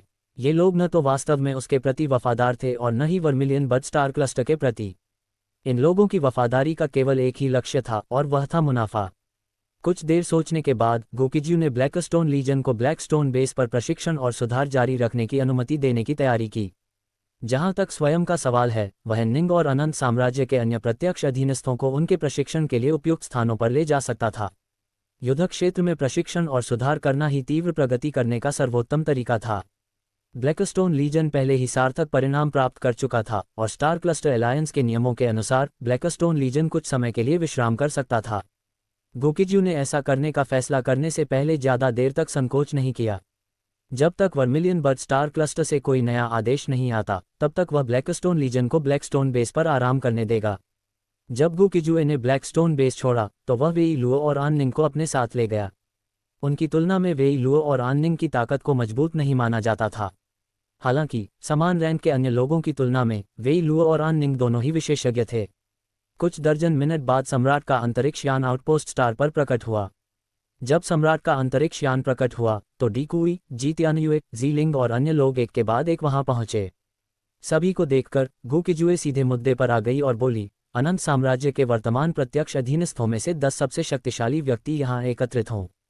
उसने उन्हें 10-10 के समूहों में पालने की तैयारी की। अनंत साम्राज्य के प्रत्यक्ष अधीनस्थों में से 10 सबसे शक्तिशाली व्यक्ति जल्द ही सम्राट के अंतरिक्ष यान के बाहर पहुंच गए। वे ई रैंक कॉस्मिक लेवल के थे। ध्रुवीय सफेद भालू, साथ ही सुपर गॉड रैंक चोटी गू चितोंग, गू यिनलिंग, ब्लैक ड्रैगन और जी तियान्यू। ब्लैक ड्रैगन सम्राट तारा की इच्छाशक्ति का प्रतीक था। यद्यपि सम्राट तारा की साधना का वातावरण औसत था, फिर भी सम्राट तारा की इच्छाशक्ति के कारण ब्लैक ड्रैगन में आश्चर्यजनक क्षमता थी। जी तियान्यू भी पीछे से आकर नेतृत्व संभालने में सफल रही। गोकिजू द्वारा कई बार शुद्ध किए जाने के बाद उसकी वंश परंपरा अत्यंत शक्तिशाली हो गई थी। खेती के संसाधनों की असीमित आपूर्ति के साथ उसकी विकास दर डीकुई और जीलिंग की तुलना में कहीं अधिक थी। इन पांचों के अलावा पोलर व्हाइट बेयर, गू चिटोंग, गू यिनलिंग, ब्लैक ड्रैगन और जी तियान्युए। अनंत साम्राज्य के शेष 5 प्रत्यक्ष अधीनस्थ लिंगहुआंग, चंद्र देवता, जीलिंग, डीकुई और गू लिटिल फिश थे। गू लिटिल फिश गोकिजू की दत्तक पुत्री है, जिसमें असाधारण रूप से उच्च प्रतिभा है। डीकुई सम्राट तारा पर पहला अर्धदेव था और सम्राट तारा के साधना वातावरण में अर्धदेव बनना उसकी अविश्वसनीय रूप से उच्च योग्यता को दर्शाता है। जीलिंग शेनहुआंग महाद्वीप के सबसे शक्तिशाली व्यक्तियों में से एक थी। उसने वहां साधना के चरम स्तर को प्राप्त कर लिया था। ब्रह्मांड तारा सागर में प्रवेश करने के बाद उसकी प्रगति भी बहुत तीव्र थी। चंद्र देवी अनंत शक्ति द्वारा निर्मित एक देवी हैं। उन्हें अनंत शक्ति की उत्कृष्ट कृति माना जाता है। वह स्वयं तो अत्यंत शक्तिशाली है ही, साथ ही उसकी साधना क्षमता भी बहुत प्रबल है। दूसरी ओर स्पिरिट सम्राट एक नया चेहरा था। गोकिजू ने इस व्यक्ति को पहली बार देखा था। आत्मा सम्राट को शायद ये समझ आ गया था कि गोकिजू शायद उन्हें पहचान ना पाए। इस समय उन्होंने स्वयं आगे बढ़कर झुककर गोकिजू से अपना परिचय दिया। महामहिम राष्ट्राध्यक्ष, मैं सम्राट तारा आत्मा दर्पण समूह का अध्यक्ष हूँ। मेरी साधना का मार्ग तारा शक्ति है। क्योंकि अनंत साम्राज्य असीमित संसाधन प्रदान करता है, इसलिए मैंने बहुत तेजी से विकास किया है। स्पिरिट सम्राट को सौभाग्य से एक अच्छा युग मिल गया, अन्यथा सम्राट तारा पर तारा शक्ति का संवर्धन करना अर्धदेव बनने के लिए मुश्किल से ही पर्याप्त होता। गोकिजू ने सिर हिलाया और फिर सभी को सम्राट के अंतरिक्ष यान में सवार होने का निर्देश दिया। वह इस बार ध्रुवीय सफेद भालू को पीछे छोड़ सकता था, लेकिन कुछ सोचने के बाद उसने ध्रुवीय सफेद भालू को साथ लाने का फैसला किया। ध्रुवीय सफेद भालू एक ही रैंक का ब्रह्मांडीय स्तर का योद्धा है और फिलहाल उसे ज्यादा विकास की जरूरत नहीं है। उसे बस दूसरों की रक्षा करने की जरूरत है। इसी प्रकार वह, बोन प्रिजन हाउंड, एनिंग और वेई लुओ भी सभी की सुरक्षा के लिए वहां मौजूद थे। इस प्रकार इस परीक्षण में वास्तव में भाग लेने वाले 9 व्यक्ति गू चिटोंग और अन्य लोग थे। गोकिजू ने उनके लिए परीक्षण स्थल के रूप में क्लेन लोगों द्वारा बसा हुआ एक क्षुद्रग्रह चुना था। हालांकि यह एक क्षुद्रग्रह था, फिर भी इस पर 500,000 क्लेन पीपल लड़ाकू सैनिक तैनात थे। हालांकि ये क्लेन पीपल लड़ाकू सैनिक सभी जैव इंजीनियरिंग द्वारा निर्मित शरीर थे और उनकी युद्ध क्षमता वास्तविक क्लेन पीपल जितनी मजबूत नहीं थी। क्षुद्रग्रहों का आकार भिन्न भिन्न होता है। विशाल क्षुद्रग्रह बिना किसी समस्या के लाखों लड़ाकू सैनिकों को समायोजित कर सकते हैं। दूसरी ओर छोटे क्षुद्रग्रह वास्तव में एक विशाल चट्टान हो सकते हैं। क्लेन लोगों द्वारा बसा हुआ एक क्षुद्रग्रह बहुत विशाल था। हालांकि क्लेन लोगों ने इस क्षुद्रग्रह पर केवल 500,000 लड़ाकू सैनिकों को तैनात किया था, लेकिन यह आसानी से 10 मिलियन लड़ाकू सैनिकों को संभाल सकता था। इस क्षुद्रग्रह के बारे में जानकारी तियानली अनुसंधान संस्थान द्वारा प्रदान की गई थी। तियानली और अनंत साम्राज्य मुख्यालय के कर्मचारी पहले ही स्थानांतरित हो चुके थे, लेकिन अनंत साम्राज्य मुख्यालय युद्ध से अप्रभावित रहा। वह जगह बहुत दूर थी और आसपास कोई मूल्यवान संसाधन नहीं थे। ये कुछ वैसा ही है जैसे डाकू सोने के भंडार में तो रुचि रखते हैं, लेकिन सोने की खदान में नहीं। सोने और साधारण पत्थरों के मूल्य में स्पष्ट रूप से बहुत बड़ा अंतर होता है। शेनहुआंग महाद्वीप के आसपास संसाधन बहुत कम थे, इसलिए क्लेन लोगों ने स्वाभाविक रूप से वहां जाने की जहमत नहीं उठाई। इसके अलावा सुरक्षा के लिहाज से तियानली और इन्फिनिट एम्पायर मुख्यालय के कर्मचारी बहुत पहले ही एक सुरक्षित स्थान पर चले गए थे। सम्राट अंतरिक्ष यान ने शून्य क्षेत्र में लगातार अंतरिक्ष छलांगें लगाईं और जल्दी ही क्षुद्रग्रह के बाहर पहुंच गया। इस क्षुद्रग्रह में बड़ी संख्या में बिखरे हुए ई रैंक ऊर्जा पत्थर मौजूद थे। करोड़ों या अरबों साल पहले पास के किसी संसाधन तारे में विस्फोट हो गया होगा। फिर बड़ी संख्या में उच्च श्रेणी के ऊर्जा पत्थर इस क्षुद्रग्रह पर जा गिरे। गुकिज्यू द्वारा सभी को इस क्षुद्रग्रह के करीब ले जाने के बाद सम्राट अंतरिक्ष यान ने गुप्त मोड में प्रवेश किया। क्षुद्रग्रह पर रहने वाले क्लेन लोग सभी सुपर गॉड रैंक के जैव इंजीनियरिंग द्वारा निर्मित शरीर थे। इनमें कुछ एफ रैंक के जैव इंजीनियरिंग द्वारा निर्मित शरीर भी शामिल थे, लेकिन उनकी संख्या अपेक्षाकृत कम थी। गुकिज्यू गु चिटोंग और उसके समूह को क्षुद्रग्रह पर ले गया और सभी से कहा, इसके बाद आप 9 लोग इस क्षुद्रग्रह पर स्वतंत्र रूप से कार्य करेंगे। जब आपका सामना क्लेन लोगों से हो तो उन्हें खत्म करने का कोई तरीका ढूंढें। जब आपको कोई खतरा महसूस हो तो बस मुझसे मदद मांगिएगा। अपना अभियान शुरू कीजिए। उनके बोलने के बाद गुचिटोंग सहित उन 9 लोगों ने तुरंत अपनी कार्रवाई शुरू कर दी। दूसरी ओर गुकिज्यू, ध्रुवीय सफेद भालू, बोन प्रिजन हाउंड, आननिंग और वेई लुओ ने बचाव की तैयारी की। गुचिटोंग और अन्य लोगों के पास युद्ध का बहुत फेंगफू अनुभव है। हालांकि क्लेन लोग बहुत शक्तिशाली दुश्मन हैं, फिर भी गरीब लोगों के जैव इंजीनियरिंग द्वारा निर्मित शरीर भी बहुत दुर्जय हैं। हालांकि सभी डरे नहीं थे। गुकिज्यू के आदेश के बाद उन्होंने चुपके से क्लेन पीपुल्स के गढ़ में घुसपैठ की और उनसे मुकाबला शुरू कर दिया। गुकिज्यू सभी के संचार उपकरणों की साझा दृष्टि के माध्यम से सभी की स्थिति देख सकती थी। इसलिए जब उन्हें किसी खतरे का सामना करना पड़ता है तो गुकिज्यू उनकी मदद करने के लिए पहल करेगी, भले ही वे मदद न मांगें। सबसे पहले उसने गु यिनलिंग को देखा। उनके पहले दत्तक पुत्र के रूप में गु यिनलिंग ने हमेशा असाधारण रूप से अच्छा प्रदर्शन किया है। जब वह इन्फिनिट एम्पायर के मुख्यालय में होता था तो वह हमेशा सब कुछ स्वतंत्र रूप से संभालने में सक्षम होता था। इस बार परीक्षण के लिए इस क्षुद्रग्रह पर आकर गु यिनलिंग ने जल्दबाजी में कोई कार्रवाई नहीं की, बल्कि स्थिति का जायजा लेना शुरू कर दिया। ऐसा प्रतीत हो रहा था कि वह कोई कदम उठाने से पहले इन दुश्मनों को पूरी तरह से समझने की तैयारी कर रहा था। गु यिनलिंग के बाद गुकिज्यू ने गु चितोंग की दृष्टि की जांच करना शुरू किया। गु यिनलिंग की तुलना में गुकिज्यू का ये दत्तक पुत्र निस्संदेह बेहद लापरवाह था। रास्ते में वह पहले ही कई क्लेन योद्धाओं को मार चुका था। हालांकि वह आखिरकार एफ रैंक तक नहीं पहुंच पाया था, इसलिए उसने एफ रैंक क्लेन लोगों का सीधे सामना करने की कोशिश नहीं की। उसके बाद गुकिज्यू ने लिटिल मरमेड का प्रदर्शन देखा। गु छोटी मछली गु लिटिल फिश में उसके दत्तक बड़े भाई गु यिनलिंग और उसके दत्तक छोटे भाई गु चिटोंग दोनों के गुण समाहित थे। वह छोटी लड़की बहुत बुद्धिमान थी, लेकिन उसमें गु यिनलिंग की तरह पूर्ण तर्कसंगतता का अभाव था। एक बार जब उसे कोई अवसर दिखाई देता था तो वह निर्णायक रूप से कार्रवाई करती थी। हालांकि इस क्षेत्र के क्लेन लोग बहुत मजबूत नहीं थे, इसलिए अब तक गु लिटिल फिश को किसी भी प्रकार की परेशानी का सामना नहीं करना पड़ा था। उसे तो कोई परेशानी नहीं हुई, लेकिन स्पिरिट सम्राट को हुई। उसने जल्दबाजी में कोई कदम नहीं उठाया, लेकिन वह अनजाने में क्लेन लोगों की घेराबंदी में फंस गया। जब उसने उसे खतरे में देखा तो गुकिज्यू पहले से ही हस्तक्षेप करने के बारे में सोच रहा था, लेकिन फिर भी उन्होंने स्पिरिट सम्राट को कम आंका। हर असाधारण प्रतिभा में कुछ न कुछ असाधारण गुण जरूर होते हैं। हालांकि स्पिरिट सम्राट इतने सारे क्लेन योद्धाओं का मुकाबला करने में सक्षम नहीं था, फिर भी उसे भाग निकलने में कोई समस्या नहीं हुई। इसके बाद गुकिज्यू ने डिकुई, जी तियानयुए, जीलिंग और अन्य लोगों की स्थिति की जांच जारी रखी। कुछ कार्य तो काफी सुचारू रूप से चले, जबकि अन्य में परेशानी आई। लेकिन अनंत साम्राज्य के कुछ सबसे उत्कृष्ट लोगों के रूप में उनकी समग्र क्षमताएं बहुत मजबूत थीं। मुसीबत आने पर भी वे अक्सर उसका समाधान निकाल लेते थे।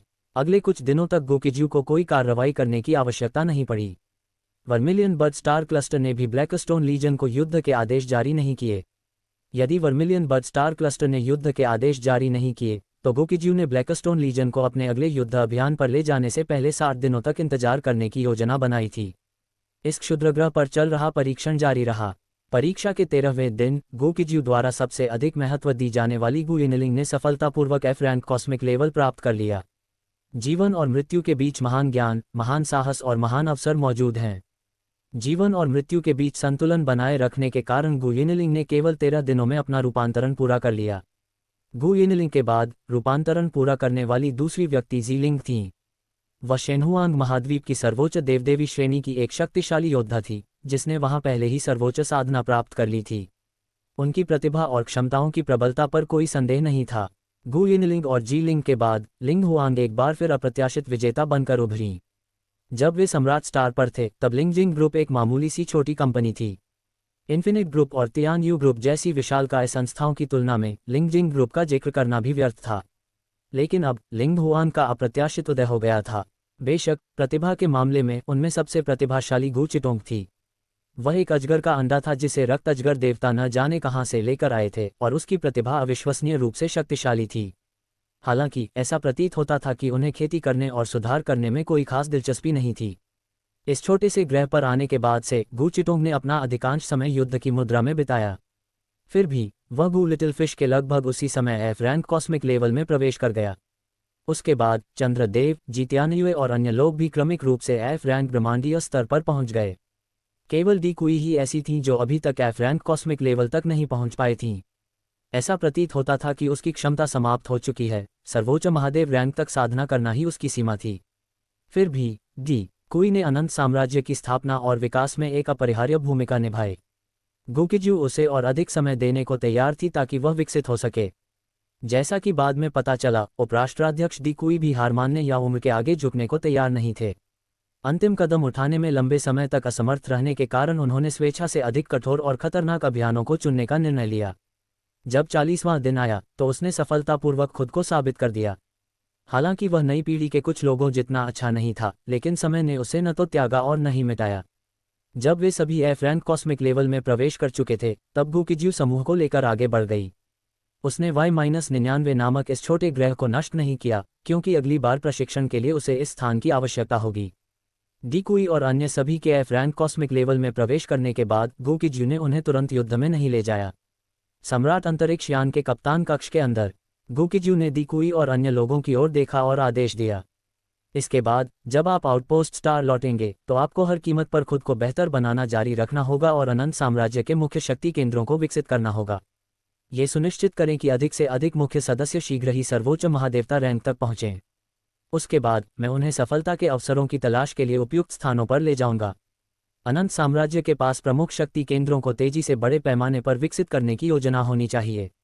स्टार क्लस्टर एलायंस और क्लेन लोगों के बीच युद्ध लंबे समय तक चलेगा। स्टार क्लस्टर एलायंस और क्लेन पीपल के बीच युद्ध समाप्त होने के बाद जिन तारा समूहों को शक्ति में भारी नुकसान हुआ है उन्हें विभाजित करके विलय किया जा सकता है। उस समय एक भयंकर तारामंडल युद्ध छिड़ना निश्चित है। यदि अनंत साम्राज्य उस समय तारामंडल युद्ध में अपनी अलग पहचान बनाना चाहता है तो उसे तेजी से संसाधन और लड़ाकू सैनिकों का संचय करना होगा। जब गु किज्यू ने ये शब्द कहे तो सभी लोग बहुत गंभीरता से सुनने लगे। डी कुई और अन्य लोग यह और भी अच्छी तरह से जान गए थे कि गु किज्यू का अनुमान संभवतः सही था। युग कोई भी हो, लाभ ही शाश्वत लक्ष्य है। यदि कोई तारा समूह कमजोर है लेकिन उसमें विशाल संसाधन मौजूद हैं तो उस पर खजाना रखने का अपराध होने की बहुत संभावना है। इसके अलावा जंगल का कानून अनगिनत युगों से पूरे ब्रह्मांड में सत्य सिद्ध हो चुका है। वापस लौटने के बाद उन्हें गु किज्यू के निर्देशों का पालन करना पड़ा और अनंत साम्राज्य को विकसित और मजबूत करने के तरीके खोजने पड़े। समूह को आउटपोस्ट स्टार वापस भेजने के बाद गु किज्यू ब्लैकस्टोन बेस लौट आए। इस दौरान ब्लैकस्टोन लीजन के सदस्यों के पास करने के लिए कुछ नहीं था और सभी लोग ब्लैकस्टोन बेस पर साधना और एकीकरण कर रहे थे। इस बीच आर्विस स्तब्ध रह गया। ब्लैकस्टोन लीजन की स्थिति उसकी कल्पना से बिल्कुल अलग थी। ब्लैकस्टोन लीजन में आने से पहले उसे लगता था कि वे या तो लड़ रहे हैं या लड़ने के लिए जा रहे हैं, लेकिन ब्लैकस्टोन लीजन में शामिल होने के बाद गु किज्यू ब्लैकस्टोन लीजन के सभी सदस्यों को आराम और स्वास्थ्य लाभ के लिए ब्लैकस्टोन बेस वापस ले गया। वह तो एक बात थी, लेकिन अगले लगभग 40 दिनों तक ब्लैकस्टोन लीजन के कमांडर गु किज्यू गायब हो गए। गु किज्यू का वापस स्वागत करने के लिए उन्हें और दूसरों को काफ़ी मशक्कत करनी पड़ी। हालांकि गु किज्यू ब्लैकस्टोन बेस लौट आया, लेकिन उसे तियानली से हमले के लिए उपयुक्त लक्ष्य नहीं मिले। 10 लाख लोगों के लिए युद्ध का लक्ष्य खोजना स्पष्ट रूप से 10 मिलियन लोगों के लिए लक्ष्य खोजने से अलग है। यदि कोई उपयुक्त लक्ष्य न हो तो युद्ध की लागत की भरपाई नहीं हो पाएगी, और यदि शत्रु बहुत शक्तिशाली हो तो वे युद्ध के मैदान में अपनी जान भी गंवा सकते हैं। हालांकि गुकिज्यू के ब्लैकस्टोन बेस में लौटने के तीसरे दिन ही उन्हें ऑपरेशन विभाग के प्रमुख गाल्कोस से युद्ध के आदेश मिले। Blackstone base command hall. Vermilion bird star cluster के उपराष्ट्राध्यक्ष गाल्कोस की होलोग्राफिक छवि गुकिज्यू से कुछ ही दूरी पर दिखाई दी। गुकिज्यू को देखते ही गाल्कोस ने तुरंत आदेश दिया, कमांडर गुकिज्यू, वर्मिलियन बर्ड स्टार क्लस्टर और ब्लू रिवर स्टार क्लस्टर ने आयरन केज युद्ध क्षेत्र में क्लेन लोगों के साथ भयंकर युद्ध किया है। यह अनुमान लगाया जा रहा है कि दोनों पक्ष लौह पिंजरे के युद्ध क्षेत्र में लंबे समय तक रस्साकशी में लगे रहेंगे। ऑपरेशन विभाग ने फैसला किया है कि आपको तुरंत ब्लैकस्टोन लीजन का नेतृत्व करते हुए आयरन केज युद्ध क्षेत्र में जाकर लड़ाई में भाग लेना है। गाल्कोस के बोलने के बाद गुकिज्यू ने थोड़ा सिर हिलाया और कहा, मैं समझ गई महामहिम। गाल्कोस ने गंभीरता से सिर हिलाया और फिर चला गया। ब्लैकस्टोन लीजन के आयरन केज युद्ध क्षेत्र में प्रवेश करने की खबर जल्द ही ब्लैकस्टोन लीजन में सभी को पता चल गई। जब समूह को पता चला कि वे आयरन केज बैटलफील्ड में प्रवेश करने वाले हैं तो सभी लोग स्तब्ध रह गए।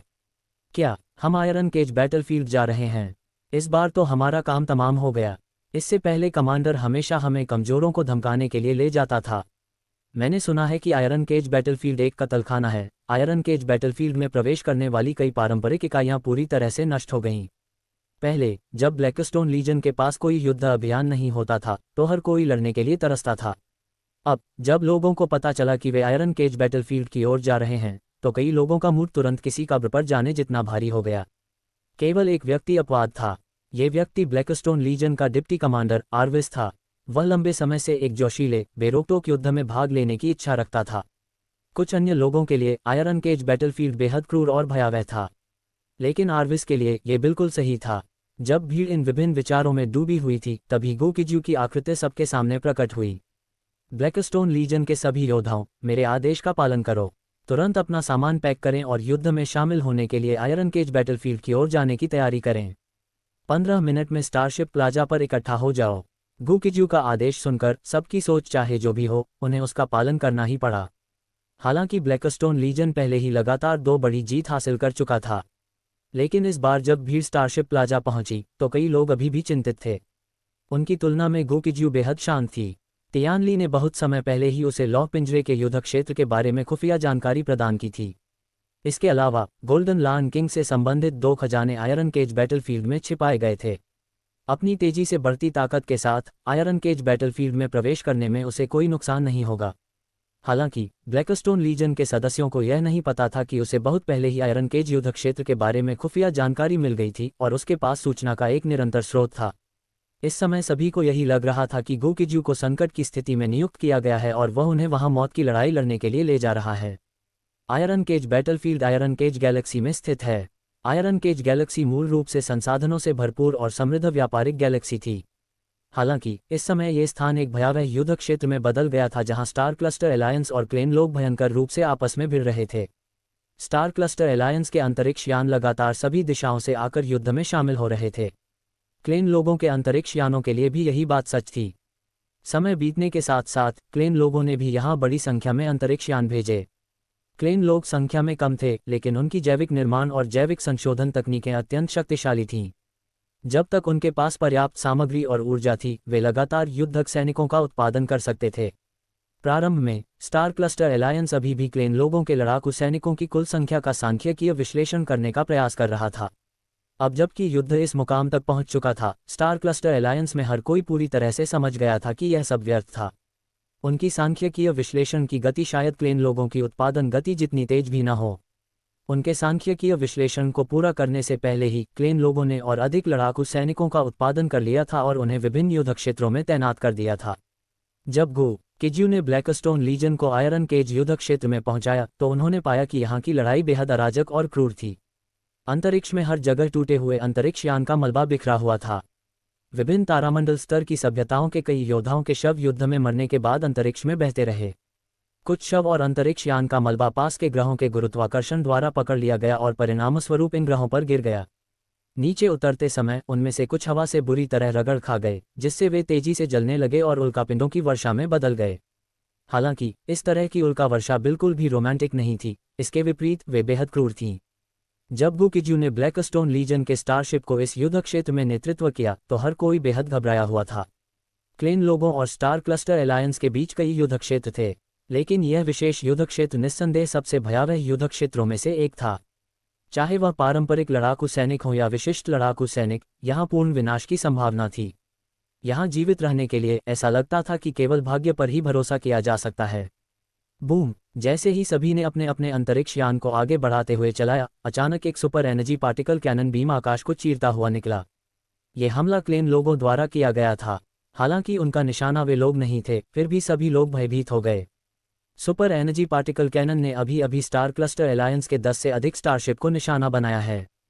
वे अंतरिक्ष यान F स्तरीय से लेकर E स्तरीय तक के थे और पलक झपकते ही वे सभी कणों में तब्दील हो गए। न केवल विशालकाय अंतरिक्ष यान, बल्कि उन पर सवार असंख्य स्टार क्लस्टर एलायंस योद्धा भी कणों में तब्दील हो गए। निस्संदेह ब्लैकस्टोन लीजन के अंतरिक्ष यान भी उस स्तर के हमले से बचाव करने में असमर्थ होंगे। अब तक सभी का जीवित रहना पूरी तरह से भाग्य की बात थी। गुकिजू आयरन केज बैटलफील्ड की स्थिति को किसी और से बेहतर समझती थी। उन्होंने एक निर्णायक आदेश दिया, ब्लैकस्टोन लीजन में सभी लोग जमीनी युद्ध क्षेत्र में प्रवेश करें। चाहे वे ब्रह्मांडीय शून्य क्षेत्र में हो या किसी ग्रह के ऊपर, उन पर हमले का निशाना बनना स्पष्ट था। चूंकि यही स्थिति थी, इसलिए उन्हें जमीनी युद्ध क्षेत्र में प्रवेश करना पड़ा और क्लेन लोगों से मुकाबला करना पड़ा। यह आदेश सुनते ही ब्लैकस्टोन लीजन तुरंत हरकत में आ गई। वे स्पष्ट रूप से क्लेन लोगों की अति ऊर्जा कण तोप से बहुत सावधान थे। आयरन केज युद्ध क्षेत्र में अधिकांश लड़ाई कम ऊंचाई पर हुई थी। इस स्थानिक ऊंचाई पर दोनों पक्षों को अनेक लाभ प्राप्त थे। हालांकि अन्य युद्ध क्षेत्रों में, जैसे कि जमीनी युद्ध क्षेत्र, उच्च ऊंचाई वाले युद्ध क्षेत्र और अंतरिक्ष युद्ध क्षेत्र में भी दोनों पक्षों के बीच झड़पें जारी रहीं। गुकिजू ने ब्लैकस्टोन लीजन की लड़ाकू टुकड़ियों को जमीनी युद्ध क्षेत्र में पहुंचाने के बाद आदेश देना जारी रखा। इस अभियान के लिए हम मुख्य रूप से जमीनी युद्ध क्षेत्र में और कम ऊंचाई पर युद्ध में संलग्न होंगे। ब्लैकस्टोन लीजन के 10 मिलियन लड़ाकू सैनिक 5-5 सदस्यों वाली लड़ाकू टीमों के रूप में इस युद्ध क्षेत्र में अभियान चलाएंगे। आयरन केज युद्ध क्षेत्र में स्टार क्लस्टर एलायंस और क्लेन लोगों के बीच होने वाली लड़ाइयों में ब्लैकस्टोन लीजन मुख्य शक्ति नहीं है। हम टुकड़ों में बंट जाएंगे और क्लेन लोगों से लड़ने के लिए 5-5 सदस्यीय लड़ाकू दल का रूप धारण करेंगे, जिसके लिए लचीले प्रबंधन की आवश्यकता होगी। यदि लाभप्रद हो तो आगे बढ़ो, यदि लाभप्रद न हो तो पीछे हटो और युद्ध के बेहतर अवसरों की तलाश करो।